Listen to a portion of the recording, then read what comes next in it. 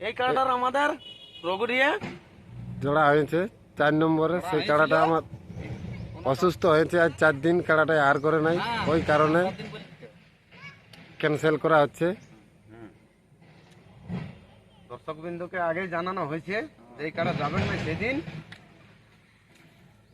18ই ফাল্গুন এই মেলা ছিল রগড়িয়া করে 4 নম্বর কাড়ার জোড়া পড়িল চাঁদড়া দিলীপ মাহাতো।